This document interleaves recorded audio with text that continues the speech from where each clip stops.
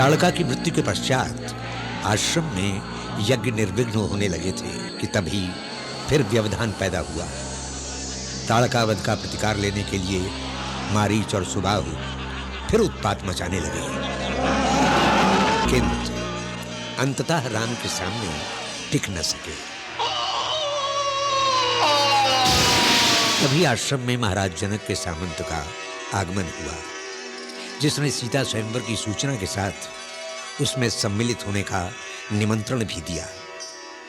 विश्वामित्र ने राम और लक्ष्मण से भी संग चलने का आग्रह किया और राम लक्ष्मण ने गुरु की आज्ञा शिरोधार्य कर ली। परम पावनी पापनाशिनी गंगा के किनारे पहुंचकर विश्वामित्र ने दोनों भाइयों से गंगा की पूजा करवाई और फिर गंगा के अवतरण की कथा बताई।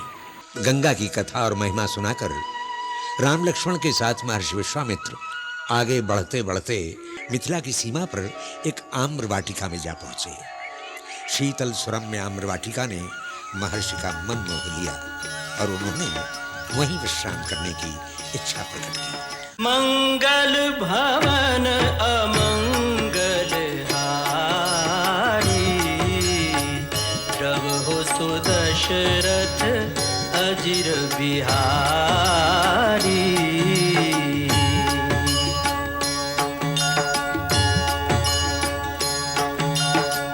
सीताराम चरित अति पावन, मधुर सरस अरु अति मन भावन।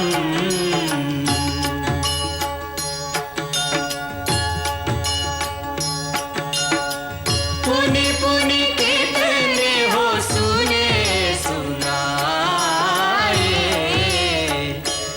की प्यास बुझत न बुझाए।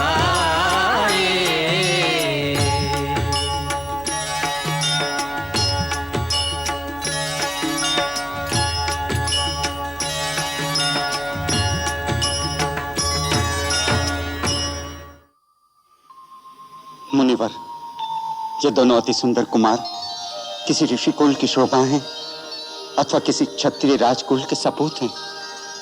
इन्हें देखकर मेरे सहज बैरागी मन में अनुराग की तरंगें क्यों उठने लगी हैं? मेरी आत्मा को ऐसा लगता है कि जैसे स्वयं परब्रह्म मनुष्य के रूप में धरती पर आ गए हैं। विदेहराज, तुम्हारा मन कभी झूठ नहीं बोल सकता। इनकी मोहिनी ही ऐसी है कि संसार के हर प्राणी का मन मोह लेते हैं। राजन, सभी को प्यारे लगने वाले ये दोनों भाई रघुकुल मणि महाराज दशरथ के पुत्र हैं, राम और लक्ष्मण। महाराज दशरथ ने इन्हें असुरों से हमारे यज्ञ की रक्षा करने के लिए हमारे साथ भेजा था। वहां इन्होंने सुबाहु, मारीच, ताड़का का संहार करके सिद्धाश्रम को आपदाओं से मुक्त करवाया।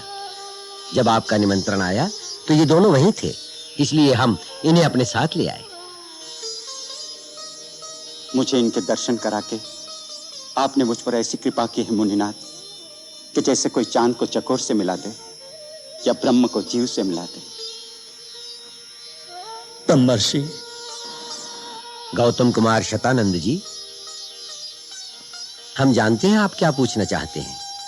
जनकपुर आते हुए हम श्री राम को श्री गौतम मुनि के आश्रम में ले गए थे, जहां श्री राम के चरण स्पर्श से आपकी माता देवी अहिल्या शाप मुक्त होकर अपने पति से उसी प्रकार जा मिली जैसे परशुराम की माता रेणुका अपने पति से जा मिली थी। ब्रह्मर्षि, मैं आपका कृतज्ञ हूं। हे राम, आपने मेरी माता का उद्धार किया, हमारे कुल पर लगा हुआ कलंक धो दिया। आपको शत शत प्रणाम। महात्मन, ये तो गुरुदेव की अनुकंपा है, मैं तो निमित्त मात्र हूं। अब इस दास पर कृपा करके राजमहल पधारिए। जैसी आपकी इच्छा राजन। राम, लक्ष्मण, चलो।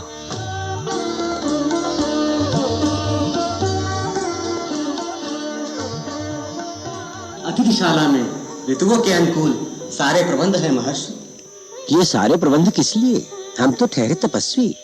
मुनिवर, आपके पुनीत चरण जहां भी पड़ जाएं, वह स्थान तपोभूमि बन जाता है। परंतु आपके साथ अयोध्या के राजवंश का आतिथ्य करने का सौभाग्य जो मिथिला को प्राप्त हुआ है, इससे बढ़कर हमारे लिए और क्या गौरव हो सकता है। भगवान, हमारे प्रबंध में कुछ त्रुटि रह जाए तो हमें उदारता से क्षमा कीजिएगा। शतानंद जी, आपके प्रबंध में त्रुटि हो ही नहीं सकती। महाराज जनक, आप हमारी चिंता न करें, आप अपने दूसरे अतिथियों की ओर ध्यान दें। जो आज्ञा। राजमहल में सीता की सहेलियां सीता के पांव में महावर लगाकर उसे झांझर पहना रही थीं। उर्मिला और मांडवी आपस में हास परिहास का आनंद ले रही थीं। ये कोमल चरण न जाने अब किस महल के प्रांगण में नुपुर खनकाएंगे। इन गोरे गोरे हाथों को न जाने कौन हमसे छुड़ाकर दूर ले जाएगा। कहते हैं विवाह तो पिछले जन्म के संजोग से होता है, जिसके साथ जन्मों का नाता होगा वही ले जाएगा। पर एक बात मैं जानती हूँ उर्मिला। क्या मांडवी जी? यही कि शिव धनुष पर जो प्रत्यंचा चढ़ा सके वो तो कोई परमवीर परम प्रतापी ही होगा। पर अब तक जितने राजकुमार आए हैं मैं सबको एक एक करके देखकर आई हूँ। कोई बलवान है तो वो सुंदर नहीं, सुंदर है तो बुद्धिशाली नहीं, कोई भी बांका ऐसा नजर नहीं आया जो हमारी राजकुमारी के योग्य हो। है, अवश्य है, और मैं उन्हें देखकर आ रही हूँ। इसे देखकर आई हूँ? सुंदरता और वीरता की जीती जागती एक मूर्ति। परंतु है कौन? अयोध्या के राजकुमार श्री राम। ऐसा लगता है त्रिलोक की सारी सुंदरता और विष्णु की सारी वीरता एक ही पुरुष में समा गई हो। परंतु तूने ऐसी कौन सी विशेषता देखी है उनमें? कैसे बखान करूं, क्या बखान करूं? अपने छोटे भाई लक्ष्मण के साथ वो जिधर से भी गुजरते हैं, लोग और लुगाई उन्हें ठगे के ठगे खड़े के खड़े देखते रह जाते हैं। ऐसे लगता है कि देवलोक से कोई देवता मिथिला नगरी में आ गया हो। सच कहती हूँ राजकुमारी जी, आप उन्हें एक बार देख लें तो महाराज की प्रतिज्ञा को भूल जाएं। तभी महारानी सुनैना सीता के पास आई। बेटी सीता, विधि विधान से गौरी पूजा करना, अक्षत, धूप, दीप, नैवेद्य मैया को समर्पित करके भवानी के चरणों में ध्यान लगाना और माँ से प्रार्थना करना तुम्हारे योग्य वर मिले। आप ही चल के पूजन कराइए ना काकी जी। नहीं बेटी, इस पूजा में महारानी नहीं जाती। स्वयंवर या विवाह से पहले गौरी पूजन का जो विधान है उसमें केवल कुंवारी कन्याएं जाती हैं। वो भी केवल उसी मंदिर में जहाँ भगवती का रूप कुमारी का रूप होता है।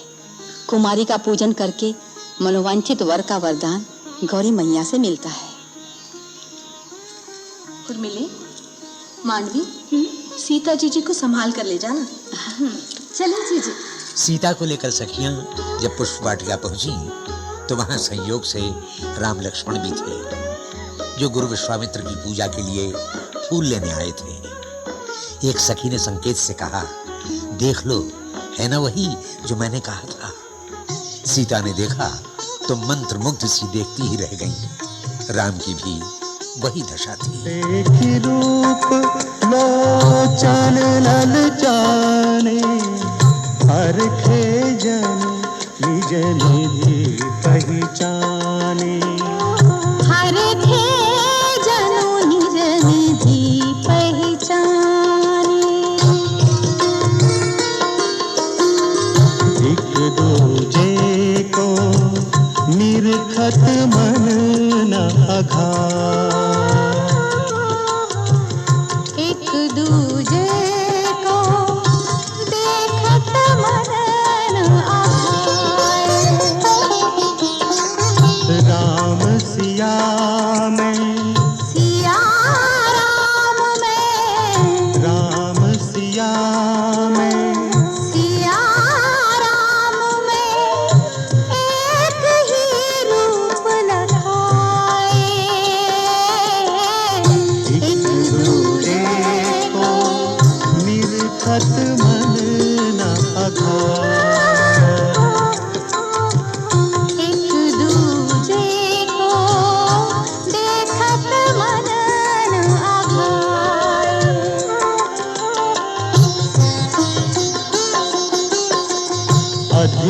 स्नेह देह भई भोरी सरद ससी जनुचित वचकोरी सरद ससी जनुचित वचकोरी लोचन मन राम ही उर्वाणी दीने पलक कपाट सयानी दीने पलक कपाट सयानी।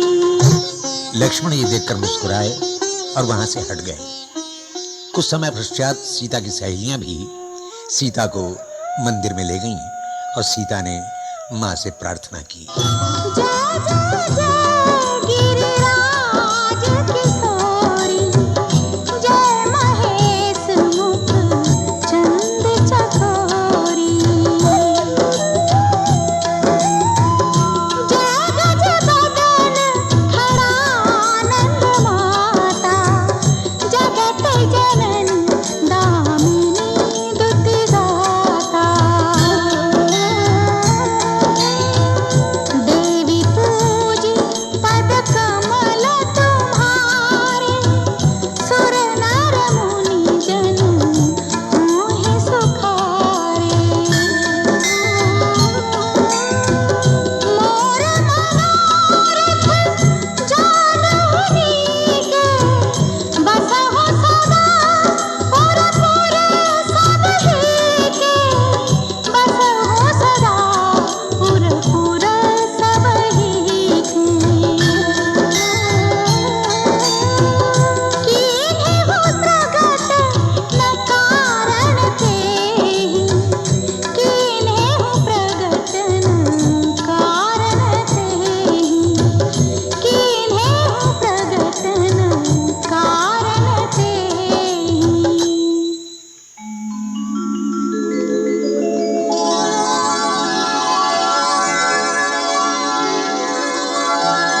विनय प्रेम बस भई भवानी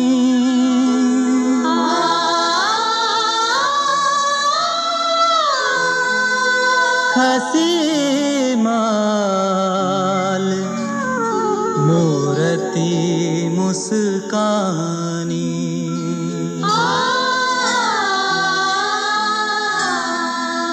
सादर सिए प्रसाद सिर धरऊ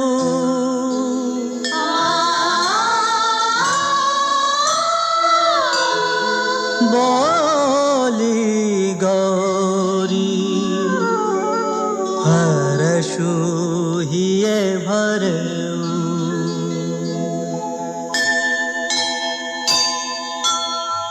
सुनो सिया सत्य शीस हमारी पूजहि मनोकामना तुम्हारी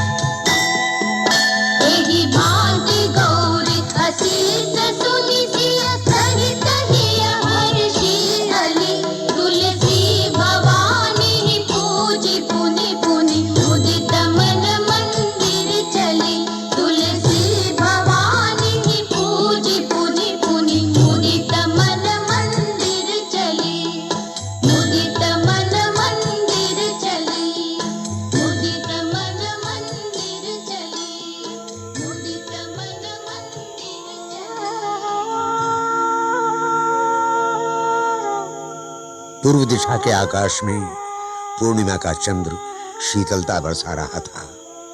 राम अपने आवास में ध्यान मग्न थे।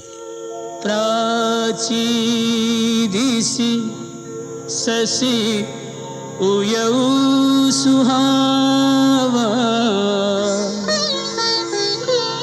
सिय मुख सरिस देखे सुख पावा। बहुरी विचार कीन मन माही, सिया बदन सम हिम करना।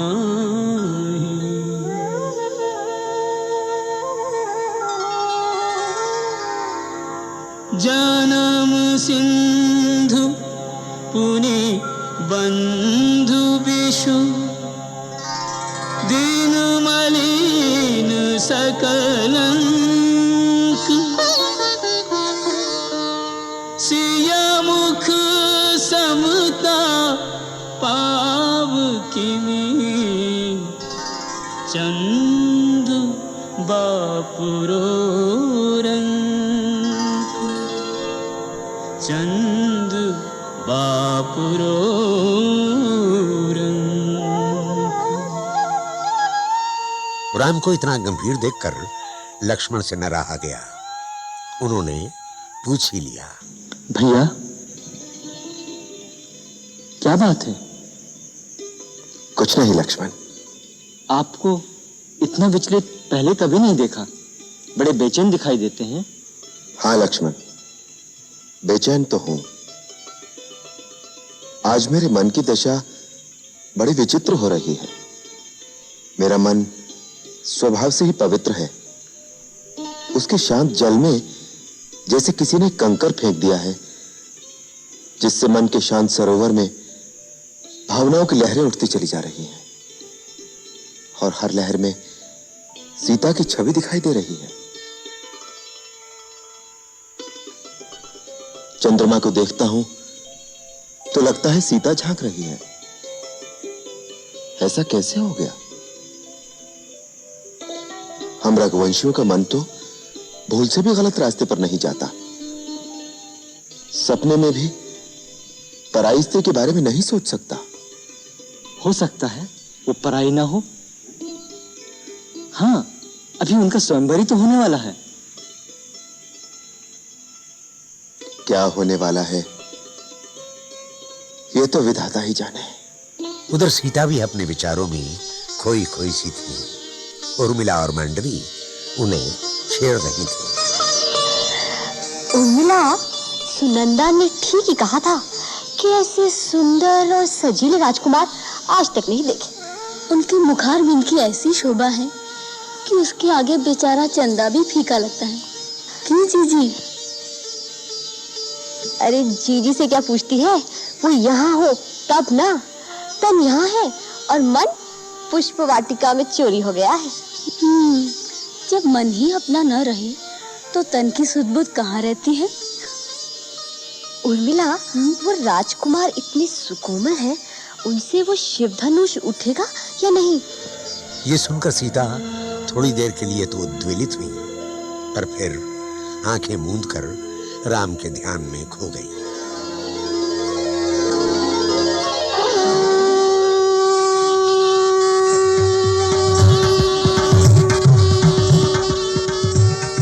जनकपुरी में बड़ी चहल पहल थी। सीता स्वयंवर का दिन जो था, शंख शहनाई का गुंजन वातावरण में आनंद का रंग घोल रहा था। सभा मंडप के बीचों बीच रखा हुआ था शिवधनुष। झरोखे में महारानी सुनैना तथा राजकुल की अन्य महिलाएं बैठी थी। दूर दूर देश के राजा और शूरवीर आए थे। महर्षि विश्वामित्र के साथ राम लक्ष्मण भी वहां पहुंचे।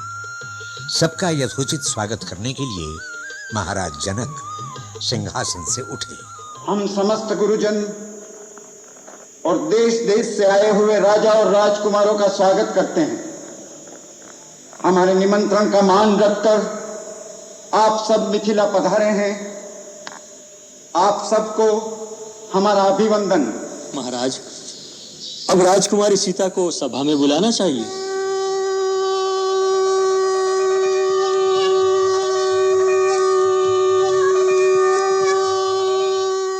जानी सु अवसर सिए तब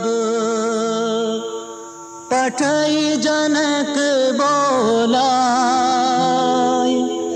चतुर सखी सुंदर सकल सादर चली लवाय।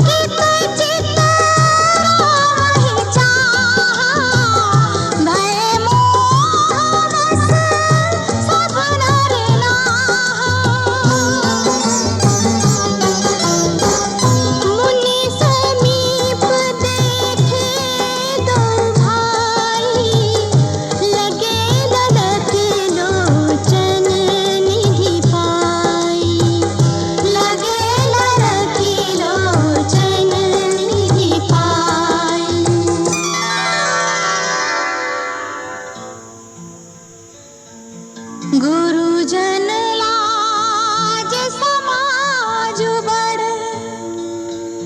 देख सिए सकुचानी, लाग बिलोकन सखिन तन रघुबीर ही उर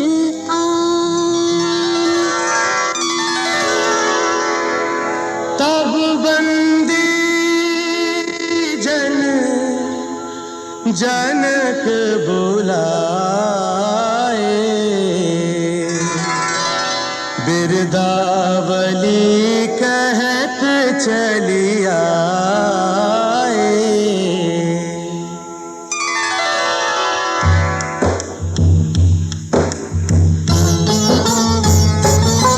हम बंदी जन अपने राजन की बिरदावली बखान करे, मिथिला के प्रजापति जनक राज की गरिमा का गुणगान करे। हम बंदी जन धर्मात्मा निमि को नमन करे जग सारा, मिथिले मिथिला को देकर नाम संवारा। मिथिपुत्र जनक ने कुल का यश विस्तारा, तब से जोए हर राजा जनक पुकारा। इस कुल के सभी नृपवीर यशस्वी दया धर्म और दान करे। हम बंदी जन अपने राजन की बिरदावली बखान करे। हम बंदी जन महाराज महारोमा की महिमा न्यारी, सुत उनके स्वर्ण रोमा सुंदर सुखकारी। महाराज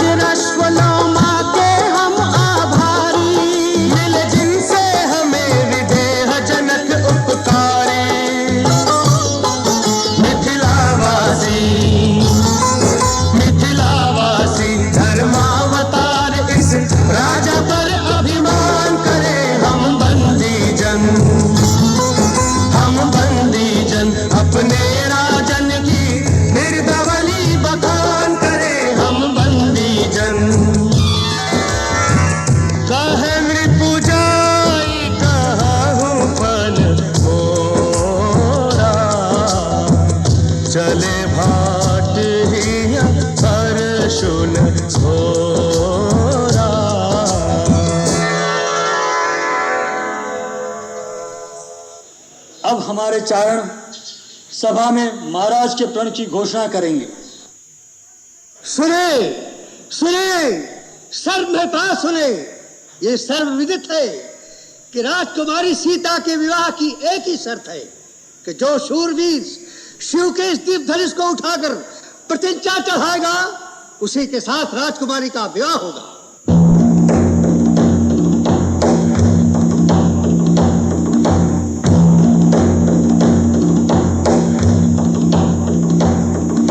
सुनहु सकल महिपाल, नृप भुज बलु विदु शिव धनु राव, करुण कठोर विदित सब काहू। रावण बानु महाभट भारे, देखी सरासन गवहि सिधारे। सोई पुरारी को दंड कठोरा, राज समाज आजु जोई तोरा। त्रिभुवन जय समेत भई देहि, विनहि विचार भरहि हठि तेहि।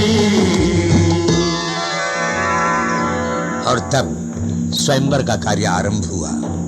अपनी अपनी वीरता दिखाने एक एक करके शूरवीर आने लगे।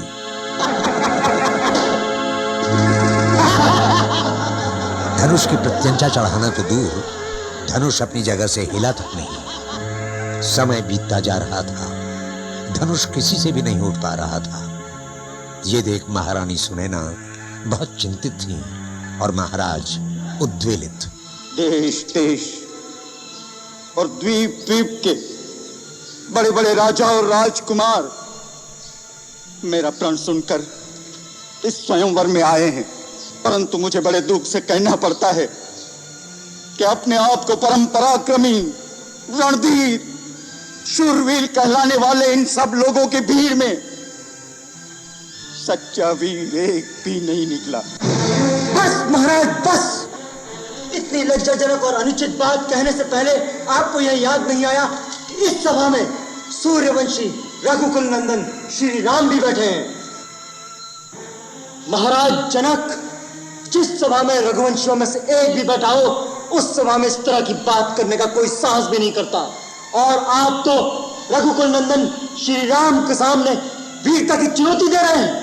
लक्ष्मण, मुझे क्षमा कीजिए भैया, मुझसे आपका अपमान नहीं सहा गया। शांत हो वत्स, अपने आसन पर विराजो। और तब महर्षि विश्वामित्र ने जनक के प्रण को पूरा करने के लिए श्री राम से कहा, उठहु राम भंजहु भव चापा, मैं कहु तात जनक परितापा।